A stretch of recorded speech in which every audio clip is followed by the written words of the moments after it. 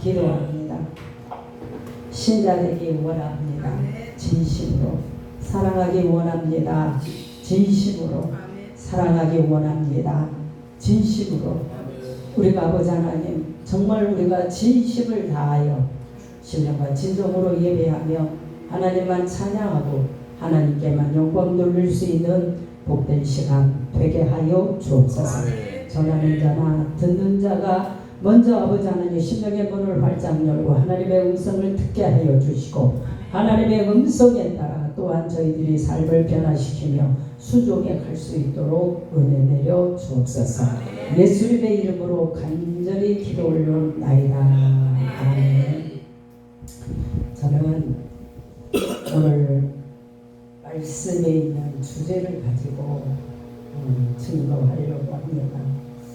우리는 한평생 세상을 살아오면서 가장 치열하게 두 가지를 우리가 고민합니다.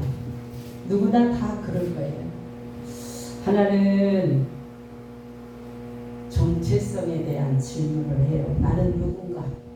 나는 누구인가? 다 많죠. 목사다 이렇게 얘기할 수도 있고 강문자다 이렇게 얘기할 수 있고 누구의 딸이다 누구의 엄마다 이렇게 우리가 설명할 수도 있겠죠. 두 번째는 목적성에 대한 질문을 해요. 어디로 가느냐는 거죠. 우리가 어디로 가고 있느냐, 지금 어디로 가고 나는 지금 뭘 위해 살고 있느냐. 오늘 저와 여러분이 이 시간 여기 앉아 있는데 귀한 시간을 우리가 듣잖아요. 오늘 우리가 여기 왜 앉아 있습니까?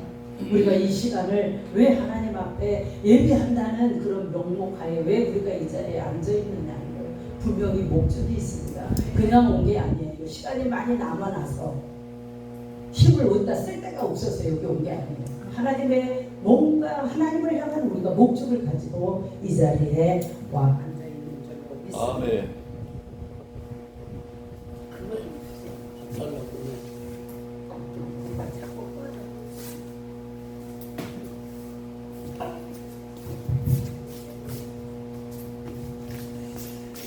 그런 목적성과 나는 누군가라는 그런 정체성에 대한 질문을 가지고 이야기하면 세상 사람들은 뭘 생각하냐면 스펙이 어떤 건가, 또 내가 가지고 있는 것이 얼만큼인가, 내가 현재 어느 위치에 있는가에 따라서 그 사람의 가치를 평가해요.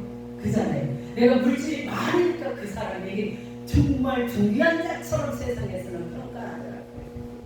우리 친구 중에 몇백억을 가지고 있는 자산가가 있어요. 사업에 성공한 거죠. 그랬더니 그 사람이 물질에 따라서 평가가 돼. 친구들의 모임에서도 최고예요. 왜? 돈을 한 번씩 팍팍 써주거든. 그 사람의 가치가 돈으로 평가를 해요. 근데 빈손으로 가서 그 자리에서 얻어먹기만 하잖아요. 그러면 그 사람은 가치가 땅에 떨어지더라고요. 세상에는 내가 얼마만큼 가졌냐, 현재 위치가 뭐냐, 내가 뭘 많이 배우고 뭘 많이 알고 있느냐에 따라서 그 사람의 가치가 평가를 받고 있습니다. 내가 이룬 개인의 업적에 따라서 그 가치가 결정이 되잖아요. 그 근데 성경은 오늘 말씀에 보니까 완전히 다른 이야기를 해요. 사도 바울이 로마서의 첫 문장을 열면서 세상에서 정의하고 있는 그 기준을 완전히 뒤엎어 누르는 놀라운 자기소개를 지금 하고 있어요. 1절을 다시 보겠습니다. 예수 그리스도의 종 바울은, 여기까지 보겠습니다. 예수 그리스도의 종 바울은 자기를 소개하는데 종이에요. 종. 지금 이 바울이 내가 누구냐, 나는 종이라는 거예요. 나는 누구냐라는 것을 종으로 설명하고 있습니다. 어떤 인생을 살고 지금 이 사람이 지금까지 우리가 말씀을 지금 증거하고 있는 이 현장까지 어떻게 살아왔는지를 이 구절 하나로 설명하고 있어요. 너무나 더 이상 어떻게 설명할 길이 없어요. 예수 그리스도의 종 바울은, 오늘 여러분도 예수 그리스도의 종 여러분인 줄로 믿습니다. 이 말씀을 통해서 하나님께서 우리를 부르신 거룩한 그 정체성을 가지고 삶의 목적을 다시 한번 발견할 수 있는 저와 여러분이 되어지기를 예수님의 이름으로 축원합니다. 자, 바울은 오늘 본문에서 자기를 설명할 때 세 가지로 얘기해요. 예수 그리스도의 종 바울은, 두 번째, 사도로 부르심을 하나님 사도로 부르심을 받았다는 거죠. 세 번째는 복음을 위하여 택정함을 입었다. 자기 자신을 세 가지로 지금 표현하고 있습니다. 이것이 단순히 자신의 이력, 경력을 말하는 게 아니에요. 여기서는 그 사람이 붙들고 있는 인생의 근본적인 근간, 그 뿌리가 어디 있느냐, 이걸 설명하고 있는 거예요. 이게 기초가 제대로 안 다져져 있으면 모래 위에 지은 집과 같아요. 우리가 예수 그리스도라고 하는 철저한,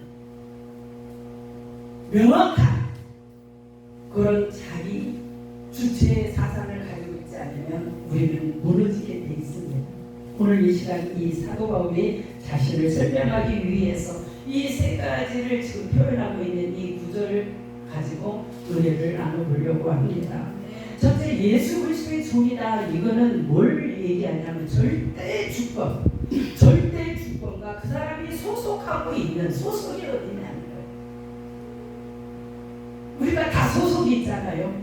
호령산 부흥산 협의회 소속, 또 각자 자신이 섬기고 있는 교회의 소속, 노예의 소속, 총회의 소속, 우리가 얼마나 많은 소속 속에 삽니까? 가정도 내가 소속하는 가정이 있어요. 소속을 지금 얘기해요. 예수 그리스도의 종 바울은 여기서 자신을 종이라고 표현하고 있습니다. 종은 뭐예요?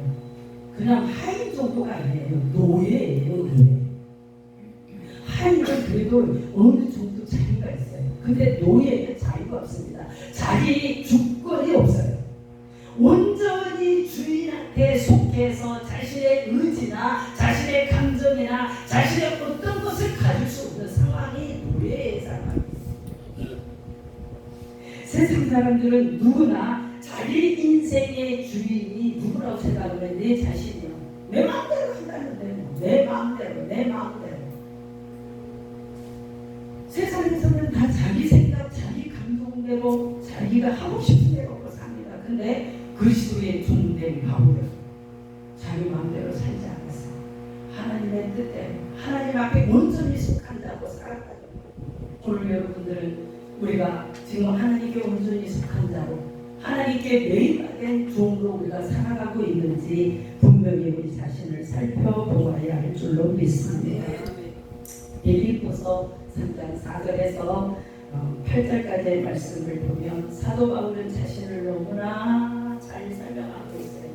난 지 8일 만에 할례를 받았다고 설명해. 나는 출신이 이제 자기 출신 배경을 설명하는데, 나는 할례를 받았고 이스라엘 족속이면서 베냐민 지파요 히브리인 중에 히브리인이다. 자신을 그렇게 설명해. 율법으로는 바리새인이고 열심으로는 교회를 핍박하는 자였다. 율법으로는 좀 더 흥을 없이 살아가려고 하는 자신의 모습을 그렇게 열받고 있습니다. 그럼 이 사람은 지금 거의 완벽하게 사람들이 보면 와 저렇게 살 수 있을까? 제가 전도사 시절에 섬기던 교회의 목사님이 좀 이렇게 살아요. 사도 바울처럼 이렇게 살아. 거의 완벽주의 같이 살아요. 아침에 제가 내 교회에서 기도하면서 연단 속에 살 때 한 10년을 살았어요. 지하에서 10년을 사는데 빨래를 하면 어디다 걸 데가 없어. 그러니까 그 햇빛도 안 들어오는 그 어디 구석에다가 옷을 말려 입고 그렇게 살 때인데 그 목사님이 몇 시에 출근한 줄 아세요? 5시에 가면 7시에 와. 나 그렇게 부지런한 사람 처음 봤어요. 남편 밤에주로 5시에 가잖아요. 밤새 기도하고 5시에 가면 7시에 교회로 들어와요. 그럼 이 목사님이 7시에 들어올 때 내가 뭘 하고 있느냐에 따라 기분이 달라지더라고. 내가 앉아서 기도가 이제 시작하면 별로 안 좋아해. 막 기도가 깊이 들어가가지고 막 부르짖고 있어야 이 목사님이 얼마나 기분이 상쾌하고 좋은지 몰라. 근데 나는 그분의 비유를 맞춘다고 5시에 가잖아요. 그분 낮에 점심 준비를 많이 해놓고 1시간 정도는 예언을 해야 그 목사님이 올 때 충만하게 기도가 돼. 그럼 나는 뭐 몇 시부터 안 되겠어요? 6시부터 안 되는 거. 그러면 7시부터 하고 그분이 막 해산하고 막 돌아다니고 뭐는 아니요. 앉아서 기도해요.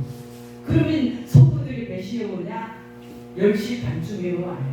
7시부터 10시 반까지 그냥 묵상하고 짜짜짜짜 막 내가 그때부터 했던 기도 스타일이 이런 스타일이에요.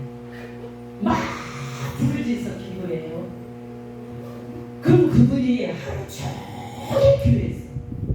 말씀 보고 기도하고 정무에 그야말로 정무에 퇴근을 몇 시에 줄 아세요? 6시쯤 퇴근하잖아요. 밤에 와. 몇 시에 온 줄 아세요? 9시 전에 와요. 집에 갔는데 빨래도 하고 밥도 하고 뭔가 설집을 해야 되는데 어떻게 그렇게 하는지 물어봐요. 제가 다 하고 오셨어요. 다 했대. 9시에 오면 이제 12시에 예배를 드리는데 12시까지도 딱딱딱 하고 막 예열을 해놔야 돼.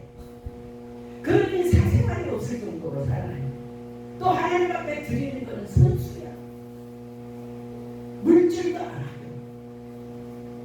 시간도 안 하고 자신의 건강과 어떤 생활과 자유적인 어떤 새로운 개인사가 없을 정도로 365일을 예배 속에 기도 속에 하나님의 말씀을 전하는 복음 속에 살고 있더라고요. 그래서 제가 그분을 볼 때 힘들매도 요한이 그랬잖아요. 예수님의 신도 간단하다고. 근데 제가 힘내도 못될 정도로 게임을 더라고요. 사랑하는 여러분, 그분이 잘했다는 게 아니에요. 하나님 앞에 부름을 받았기 때문에 복음을 위해서 최선을 다하려고 하는 그 모습 속에서 또 나름대로 하나님은 그분에게 큰 사역을 또 열어가고 계신 줄로 믿습니다. 자, 사도 바울이 스텔이나 어떤 성공 가도를 쭉 달려가던 사람이었어. 그를 따를 자가 없잖아요. 완벽할 정도로 모든 것이 갖춰져 있어. 가말리엘 문화에서 학습을 한 사람.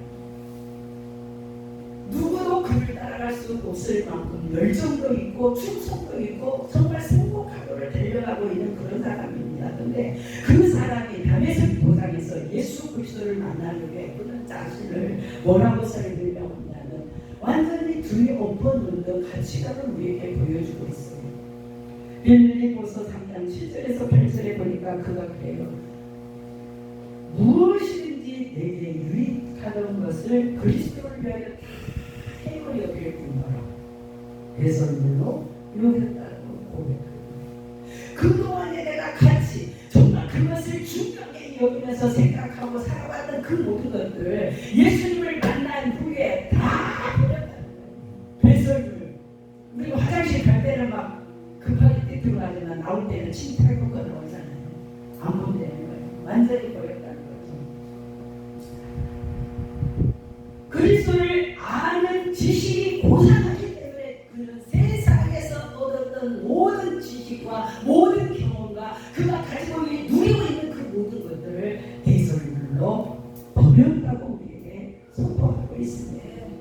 사랑하는 여러분, 사도 바울은 그동안에는 스스로가 주인 되어 살았어요. 내가 노력하고 내가 뭔가 열정적으로 감당하면 어떤 위치에 설 거라고 하는 자기 노력과 자기 의지로 여기까지 달려온 사람입니다. 근데 이제는 그가 그 모든 것들을 깨쳐버리고 오직 예수 그리스도만이 내 인생의 절대적인 주권자이시다라고 고백하는 거예요. 예수님만이 나를, 예수님께만 나를 속하게 하는 그런 종으로서의 자신의 모습을 지금 고백합니다. 이것은 어떻게 보면 사도 바울이 매여 있는 거랑 마찬가지잖아요. 노예는 자유가 없어요. 주인에게 속한 사람입니다. 근데 그 사람은 그 속에서 자유를 누리고 그 속에서 행복을 누리고 그 속에서 정말 예수 그리스도의 종이 되었다라고 하는 가장 기쁘고 감사한 은혜의 고백을 지금 우리에게 하고 있는 겁니다. 아멘. 사랑하는 여러분, 세상에서는 매인다라고 하는 것은 별로 좋은 의미가 아니잖아요. 어디에 매여있다. 매이니까 우리가 자유가 없어지더라고요. 뭔가가 나를 매이면 자유도 없고 하고 싶은 대로도 못하고 뭔가 자꾸 제동이 걸려요. 세상에서는 그런 매임을 별로 좋아하지 않습니다. 그런데 아이러니하게도 사도 바울은 예수님께 매였다는 거예요. 예수님께 속했어요. 그런데 그 속에서 정말 이상하게도 신비롭게도 뭘 누려요? 자유를 누려요. 내 인생의 길을 내가 지고 있을 때는 모든 것을 내가 해야 되잖아요. 내가 해야 돼. 근데 내가 내 인생의 길을 지고 갈 때는 이상하게 불안해. 두려움이 찾아옵니다. 안 되면 어떨까? 안 되면 어떨까? 제가 요즘 날마다 내 속에 삽니다. 그게 다른 게 아니라 오늘이면 죽을 것 같아. 내일이면 끝장날 것 같아. 이제는 다시 기회가 없다. 맨날 이러는데 다음날 눈도 보면 또 하루가 가고 하루가 가고 하루가 가고 은혜 속에서 그렇게 흘러가고 있어요. 그게 기적이다. 그것이 내가 가지고 있는, 내가 하려고 했던 그 문제를 조금 내려놓으니까 하나님이 하시니까 조금 뭐랄까 배짱이 생긴다고 할까요? 그러면서 나를 엄습해오는 그런 두려움들이 조금씩 다스려지고 그 두려움이 찬양과 기도로 바꿔지는 그런 경험들을 요즘 해보게 됩니다. 이것이 온전하신 주님께 내 삶을 맡겨버릴 때 그때 찾아오는 진정한 평안이 아닌가 생각을 해보게 됩니다. 사랑하는 여러분, 이 순간 저와 여러분은 누구의 종으로 사십니까? 어떤 사람은 남편의 종으로, 어떤 사람은 아내의 종으로, 어떤 사람은 자녀의 종으로, 어떤 사람은 뭔가 그 사건과 어떤 그 상황 속의 종으로 우리가 살아갑니다. 어떤 사람은 돈에 집착해서 돈의 종이 되어 살더라. 어떤 사람은 성공하려고 가진 수단과 방법을 정말 서슴없이 해가는 성공의 종으로 살아가려고 합니다. 또 어떤 사람은 자신을 드러내고 인정받기 위해서 가진 수단을 다 동원해서 옆에 있는 동료조차도 짓밟고 일어서는 뭐라 그럴까? 평가의 종? 인정받아야 되니까 내가 좀 긍정적이고 좀 좋은 평가를 받기 위해서 그렇게 살더라는 거예요. 아니 이 단체의 대표회장님은 뭐 할 거고 사무총장님이 뭐 할 거고 회장님은 뭐 할 거예요. 그냥 하나님이 낯서주시고 불러주신 것만 감사해서 거기서 충성하면 되는데 뭔가 거기까지 가려고 애를 써 평가받기 위해서. 사랑하는 여러분, 정말 우리의 주인을 그런 기준들에 두고 사니까 방향을 잃어버리더라고요. 제가 알고 있는 목사님이 요즘 뭐라 그럴까 심근경색 그런 걸로 고통을 좀 당하고 있습니다. 평상시에는 굉장히 신령한 분 같았어요. 평상시에는 은혜가 넘쳐요. 평상시에 기도를 많이 하는 사람이에요. 근데 병이 들어보니까 그 사람을 알겠더라고요.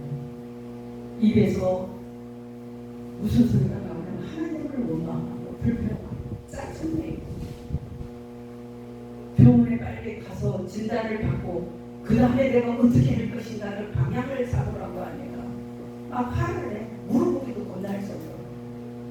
왜 나한테 이런 것도 이런 시간을 준다는 것도 쉽게 말하고 병원 가라니까 돈이 있는데 내가 돈을 보태줄 것도 아니니까 돈이 없다는데 더 이상은 할 말이 없더라고. 성경에도 보면 그러잖아요. 장로들을 사랑하여 함께 기도하라고. 병든 자에게 하시는 말씀이에요. 이미 예수님을 십자가에 못 박혀 돌아가시면서 우리에게 치유의 은혜를 주셨는데 돈이 없으면 기도라도 해야 되잖아요. 아프다고 핑계를 대고 교회도 안 와. 우리는 그렇게 돈돈돈도 한다고 먹을 것도 없고 입을 것도 없다 이러면 내가 이해라도 하는데 그것도 아니요. 살고 그래도 그냥 나보다 나아자고 나보다 나. 근데도 그렇게 돈돈돈돈 돈 집착하라. 사랑하는 여러분, 정말 내가 어디에 속해서 어디에 그 주안점을 두고 내가 살아가느냐에 따라서 내 인생의 실타래가 움켜버릴 수도 있고 그 실타래가 풀려나갈 수도 있다는 사실을 믿으시기 바랍니다. 사랑하는 여러분, 예수 그리스도께 속한 자로 확실한 소속감을 가지고 그분을 향한 믿음이 흔들리지 않기를 예수님의 이름으로 축원합니다. 두 번째 바라보니까 사도로 부름받았다 그랬어요. 자기가 사도로 부름받았다는 거예요. 지금 사도 바울은 직접 예수님을 대면해서 사도가 된 사람은 아니잖아요. 우리가 잘 알듯이. 근데 이 사도 바울이 예수님의 종이라고 고백한 후에 나는 사도로 부름받았다 이렇게 선포합니다. 그러면 바울의 과거를 우리가 너무나 잘 알잖아요. 아까도 얘기했지만 열심으로 교회를 핍박하고 스데반이 죽는 그 현장에 제일 앞장서는 사람 아닙니까? 그러면 이 사람의 인간적인 자격이나 공로나 열심으로 돌아보면 이 사람은 지금 사도가 될 자격이 있습니까? 없습니까? 없어요. 자격이 전혀 없는 사람이에요. 근데 그 자격 없는 그 사람을 이 자리에 세우셨다는 거예요. 이 단상에 세우셨다는 거예요. 그러면 나는 예수를 비판한 사람은 아니에요. 나는 누구 죽는데 앞장선 사람도 아니야. 그렇게 우리가 위로를 받을지 몰라도 우리도 다 똑같아요. 사도 바울하고 똑같아. 사도 바울처럼 돌을 들고 직접 가서 돌팔매는 안 했지만 내 입술로 돌팔매를 던지기도 하고 내 생각으로도 우리는 수 없는 돌팔매와 핍박의 그 자리에 있었는 줄로 압니다.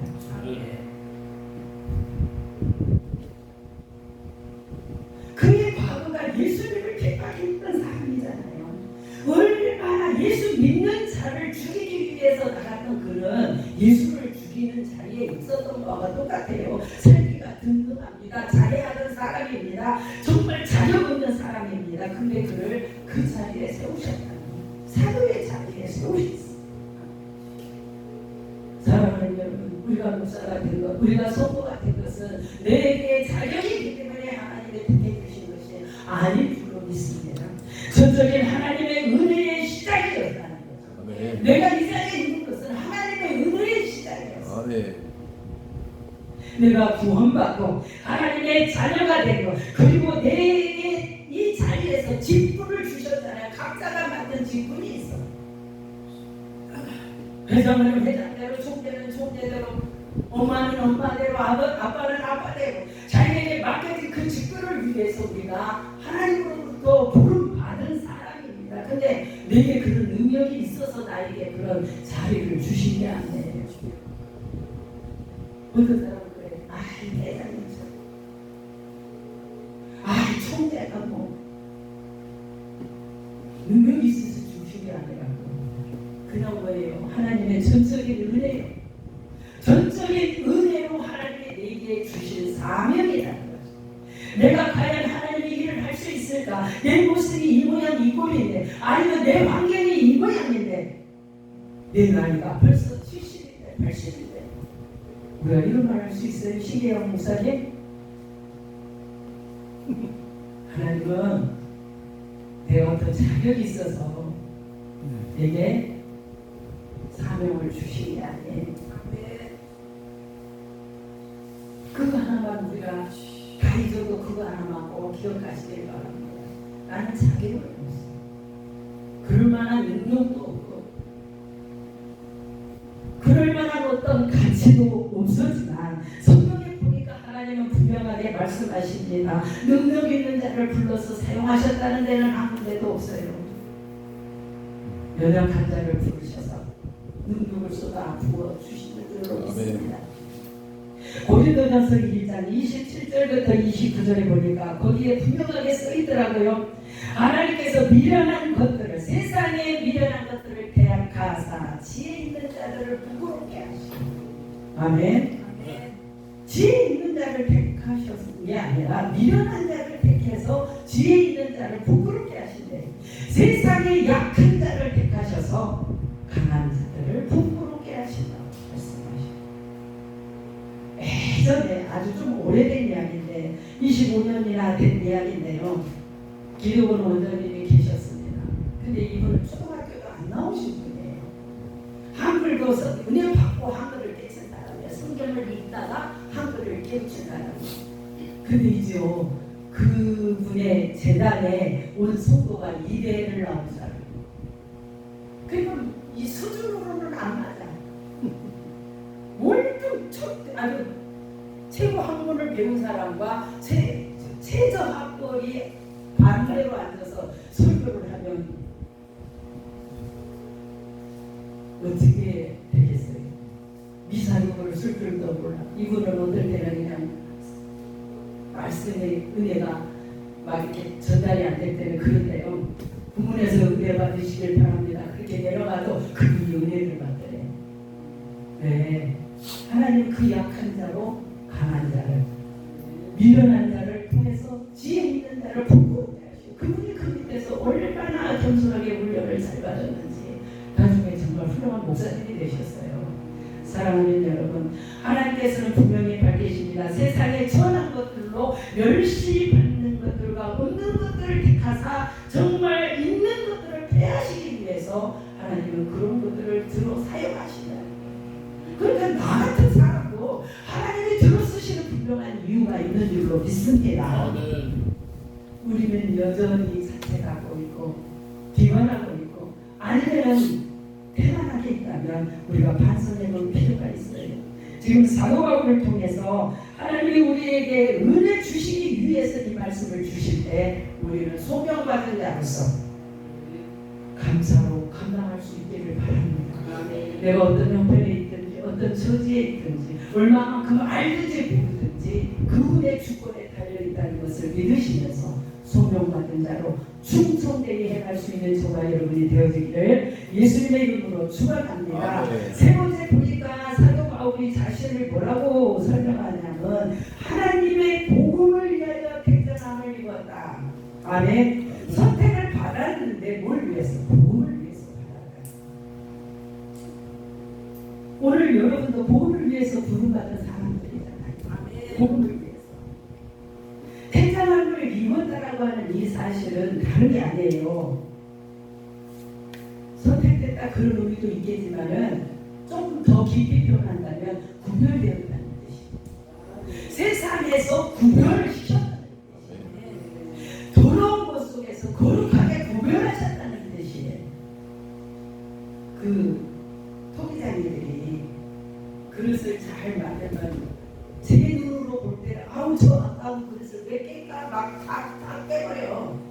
그리고 딱 이렇게 뒤져가고 자기 마음에 든 것만 딱 따로 빼놓잖아요. 마치 하나님이 그러셨다.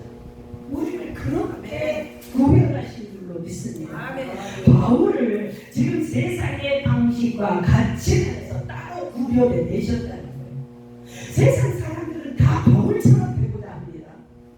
그렇게 되어야 쓰임 받는다고 하고, 그렇게 되어야 성공한다고 하고, 그렇게 해야 성장한다고 얘기해요.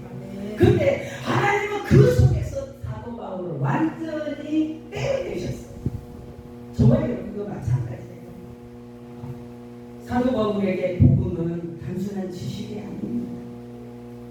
그냥 어떤 사람과 대화를 하면 나도 안다는 이야기를 너무 많이 하더라고요. 나도 안다. 복음은 아는 게 아니에요. 지식이 아니에요. 복음은 뭐예요? 호흡이고 숨쉬는 거. 내 삶의 유일한 목적인 줄로 믿어요. 안다고 숨쉬는 게 아니야. 안다고 사는 게 아니에요. 밥을 먹어도 복음을 위해서. 잠을 자도 복음을 위해서. 저는 이번 설교를 하면서 야, 복음을 위하여가 참 힘들구나 그걸 느껴봤어요. 우리가 뭐 설교할 데가 없어서 이 장소를 대결해서 설교를 대결하는 건 아니잖아요. 우리가 어디 설교 갈 데 없어서 이 장소 빌려갖고 우리가 각자 나와서 짜짜짜짜 하고 막 자기 좋은 말 다 하고 그런 설교 팬파회를 받으려고 하는 게 아니에요. 그냥 하나님은 우리가 원했든 원치 않았든 이 소개를 통해서 하나님이 이루고자 하는 목적이 있어요. 그래서 하나님의 축복 여러분을 이곳에 보내셨습니다. 그러면 1시 30분, 3시 30분, 6시 30분이 그냥 예언하는 그런 찬송 시간이 아니요. 시작부터 1시 3분부터 찬송이 들어가면 그때부터 하나님이 이 자리에 자영하시고 그 찬송을 받으십니다. 찬송은요. 세상에 그 노래방에 그 노래교실에서 하는 그런 노래 타임이 아니에요. 그 찬송을 통해서 내 중심을 하나님 앞에 올려드리고자 하는 결단과 다짐과 그 정말 그 호흡의 그 시간을 지금 하나님 앞에 우리가 드리는 거잖아요. 주여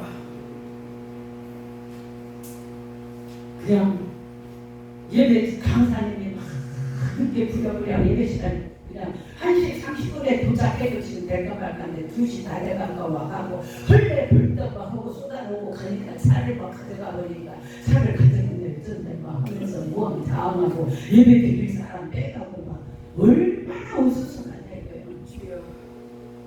그거는 복음을 위한 게 아니에요. 나를 위한 거예요. 출발부터 내가 하루를 마치고 집에 들어갈 때까지 복음을 위한 아멘. 사도 바울의 일상이 그랬어요.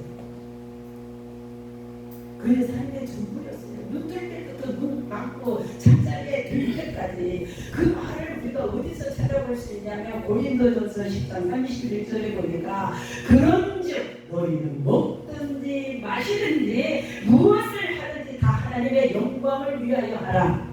아멘. 난 먹는 것도 하나님의 영광이다. 나 그거 처음 알았어. 그냥 내가 배고프니까 하려고 했던 밥을 주셨는데 그게 나는 내 육신을 힘을 내려고 먹는 줄 알았더니 하나님의 영광을 위해. 아멘. 잠을 자는 것도 하나님의 영광을 위해서. 네. 다음날 또 복음을 위해서 내가 살려면 내 육신을 힘을 주는 거잖아요. 사랑하는 여러분, 정말 하나님의 영광을 위한다라고 하는 이 사실은 그냥 아무렇지 않게 그냥 습관적으로 생각하지 마시고 좀 구체적으로 생각하시기를 바랍니다. 교회에서 하는 일만 영광인가요? 아니면은 기도하고 찬양하고 예배하고 설교 시간만 영광인가요? 그냥 감사로 가서 내가 단상에 올라오는 것만 하나님의 영광이 아니에요. 앉아서 예배 드리는 경청자리에 하나님의 영광의 자리인 줄로 믿습니다. 네. 사도 바울이 그렇게 표현합니다. 우리에게 먹든지 마시든지 이거는 누구나 하는 일상적인 거잖아요. 그냥 아무런 의식 어떤 그런 거 없이 그냥 우리가 하루를 살려면 먹고 자고 마시잖아요. 너무나 평범하고 일상적인 이야기를 지금 이 사도 바울이 굳이 여기에 설명하는 이유가 뭘까요? 먹는 것이 꼭 하나님의 영광에 대해서 그렇게 얘기하시는 게 아니라 하나님은 나의 모든 것이 하나님의 영광과 직결되어 있다. 그걸 얘기하는 거예요. 사람을 만나는 것도 하나님의 영광과 직결되어 있습니다. 그래서 우리가 그런 기도 하잖아요. 만남의 축복을 달라고 막 기도하잖아요. 마시는 것도 먹는 것도 일하는 것도 가정을 돌보는 것도 사명을 감당하는 것도 다 하나님의 영광과 직결되어 있어요. 내가 말하는 이 말 한마디도 하나님 앞에 영광과 직결되어 있다는 거예요. 아멘. 자기 변명하기 위해서 아니면 자기 상황을 어떻게 모면에 불러 우리가 서슴없이 거짓말도 너무 자연스럽게 아주 편하게 거짓말할 때도 있어요. 근데 어떻게 보면 하나님의 영광과 직결되어 있는 상황을 통해서 우리가 보면 이 말 한마디도 우리가 얼마나 조심하게 해야 되는지 몰라요. 모든 것이 다 하나님의 영역 안에 있다는 거예요. 내가 완전히 죽어서 사라지기 전까지는 내 안고 일어서고 자고 일어나는 것 모든 것이 하나님의 영역 안에 있는 줄로 믿습니다. 여러분의 가정에서도 마찬가지잖아요. 어떤 사람은 나오고 목사님인데 집에 들어가면 아저씨야.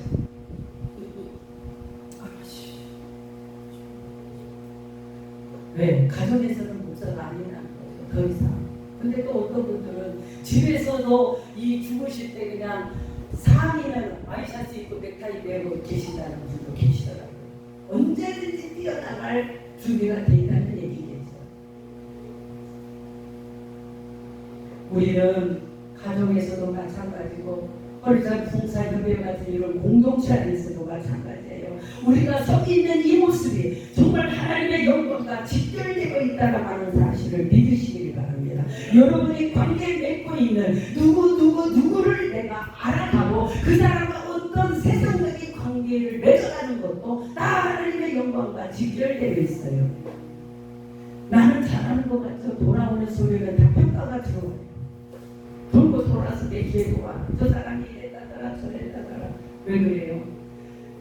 부정적으로 평가를 받으면 하나님의 영광이 가려지는 거고 긍정적인 평가를 받으면 우리가 또 하나님의 나도 모르게 하나님의 영광을 드러내는 거잖아요. 사랑하는 여러분, 우리의 일상도 마찬가지입니다. 하나님은 우리를 각자의 가정이나 교회나 공동체나 정말 하나님께서 나를 택정하여 보내신 줄로 믿습니다. 벌써 부흥사님이 우리를 택정하여 보내셨잖아요. 내 마음에 안 들어도 보내신 거예요. 부정적인 것이 많고 모자란 것이 많아도 하나님이 나를 여기서 보내신 거예요. 왜 그렇겠어요? 우리가 그곳에 존재하는 단 한 가지 이유가 있기 때문에 그곳에서 뭐 기득권을 장악하고 내 이름을 내고 어떤 그 힘을 과시하는 게 아니라 오직 복음만을 위해서 택정함을 입은 저와 여러분이 연합하기를 원하신다는 거예요. 부흥사협의회는 뭐예요? 연합하는 거예요. 자기 혼자 하려면 혼자 그냥 개인성에 가는데 근데 여기에 소속된 것은 연합하는 거예요. 힘없고 연약하고 정말 헤쳐나갈 수 없는 어떤 그런 처지와 환경 속에 있다면 우리가 조금 가서 연합해서 힘을 주고 또 힘을 나도 공급받고 그 연합을 통해서 하나님의 영광을 드러내보자고 하는 그런 귀한 시간입니다. 아멘.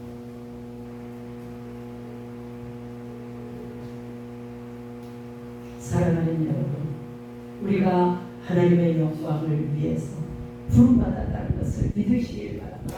복음을 위해서 택정함을 입은 저와 여러분, 꼭 단상에 서서 강사로 써질 때만 복음을 위해서 했는 일이 아니에요. 마지막으로 이제 말씀을 점검해 보겠습니다. 이제부터 그러면 우리는 어떻게 해야 되냐? 지금부터 이 시간부터 우리는 복음을 위해 살자. 아멘. 아멘. 오늘부터 복음을 위해 살아가는 거예요. 아멘. 오늘 이 본문의 말씀 속에 사도 바울은 위대한 사도의 고백을 우리에게 선포할 뿐만 아니라 우리가 살아가야 할 우리를 앞으로 우리가 이 삶 남은 인생을 살아가야 할 저와 여러분을 향해서 하나님의 거울이 되기도 합니다. 아멘. 사도 바울이 내 거울이에요. 거울. 성공하고 능력 있고 성경을 많이 많이 쓴 이런 것만 부러워하고 거울 삼을 것이 아니라 사도 바울이 주 예수 그리스도에게 속한 자로서 그가 보여준 삶의 모습을 우리가 본받아야 할 줄로 믿습니다. 그래서 사도 바울이 자신 있게 얘기하잖아요. 내가 예수님을 본받는 것처럼 너희도 나를 본받아라. 이게 말씀의 거울이 되는 거거든요. 우리는 우연하게 태어난 존재가 아니에요. 그냥 무드로 옛날 어른들이 무엇으로 태어나는데 21개 썩이냐 이런 부부들도 없잖아 있어요. 근데 그냥 태어난 게 아니에요. 원치 않았든 원했든 하나님이 나를 이 땅에 태어나게 하신 것은 은혜로 부름받은 사명을 더하여 주기 위해서 정말 복음을 위하여 택함을 입게 하시기 위해서 이 땅에 저와 여러분을 보내신 줄로 믿습니다. 그냥 허무하게 살다 죽을 존재가 아니라 정말 복음을 위해서 하나님의 거룩한 은혜와 선물로 주어진 은혜의 인생을 지금 우리가 살아가고 있다는 것을 믿으시기를 바랍니다. 아멘. 저도 간섭을 조금 해본다면 되게 강고집 좀 아시죠? 강고집, 안강최 세 가지가 엄청 고집이 센 사람들이에요. 근데 나는 스스로는 고집이 세다 이런 생각을 안 해봤는데 우리 아버지를 보니까 고집이 세요. 우리 아버지, 돌아가신 아버지가 금방 5분 후에 다 터널 어떤 그 상황도 막 우기잖아요. 절대 안 웃겨. 아버지 그게 아니에요. 이거예요. 그러냐? 그게 아니에요. 막 끝까지 가버려. 끝까지. 우리 아버지 보니까 그렇게 고집이 세요. 근데 그 밑에서 나온 자녀가 뭐 오직하겠어요. 고집이 엄청 세요. 생각도 또 완고한 편이라 하나님이 그렇게 20대부터 저를 부르셨는데 제가 사명의 자리에 오기까지는 15년 이상의 세월을 방황했어요. 나는 20대에 망한 사람이에요. 거들이 났어요. 아니 내가 생각할 때는 이 세상에 내가 하고 싶으면 다 할 수 있을 것 같았어요. 자신감이 넘쳤다는 얘기죠. 뭘 하든지 살 수 있어서 정말 어떻게 수강한 방법을 안 가려도 나는 죽고는 안 산다. 반드시 성공한다. 그런 생각을 하면서 살았는데 첫 단추부터 자꾸 그러지기 시작해요. 20대 후반에는 거지가 되어버렸어요. 오도갈 때도 홀로 아들을 하나 키우는데 이제 아들만 보고 이 아들을 잘 키우기 위해서 살라고 그랬더니 그것도 안 되더라고요. 이제 하나님이 그 자신감을 꺾기 위해서 아들을 쥐고 흔드는데 거기에는 제가 꺾여지더라고요. 혹시 나를 어디 말게 찌르고 아프게 했으면 그가 좀 고집을 더 피웠을지 모르는데 하나님이 나를 너무 잘하는 거예요. 아들의 역사를 쥐고 흔들 때 죽음에 이르기까지 하나님이 끌고 가버리니까 항복이 되더라고요. 하나님 살려주시면 내가 이제 하나님의 뜻대로 살겠습니다. 그리고 그 깐난의 길을 아까 우리 신기한 목사님이 얘기 사진만 보여주는데 그만한 얘기를 듣고 산에 가서 기도하고 기도원에 가서 기도하고 교회 가서 기도하고 왜 그래요? 살 길이 없으니까 살려달라. 그렇게 기도하고 그 위기를 벗어나지 못할 것 완전히 죽음에 이를 것 같았던 그 인생이 어느 순간에 세월이 지나고 보니까 제가 목사가 돼 있더라고요. 그 아들이 강건해져 있더라고요. 그 아들이 믿음의 자리에 서 있더라고요. 사랑하는 여러분, 하나님은이죠. 만세 전부터 택하여 지명하여 부르신 것은 거룩한 복음을 위하여 택정함을 입게 하셔서 오늘 이 자리에 저와 여러분을 세워주신 줄로 믿습니다. 이번 한 주간 시간 우리에게 주 같은 말씀을 전해주셨잖아요. 그 말씀들이 하나하나 내 가슴에 새겨질 수 있기를 바랍니다. 그냥 저 사람은 설교 잘하네, 저 사람은 너무 강하네, 저 설교는 저 사람이 들었으면 좋겠어 그렇게 평가할 것이 아니라 그 말씀을 내 말씀으로 받고 내 가슴에 새겨놓고 저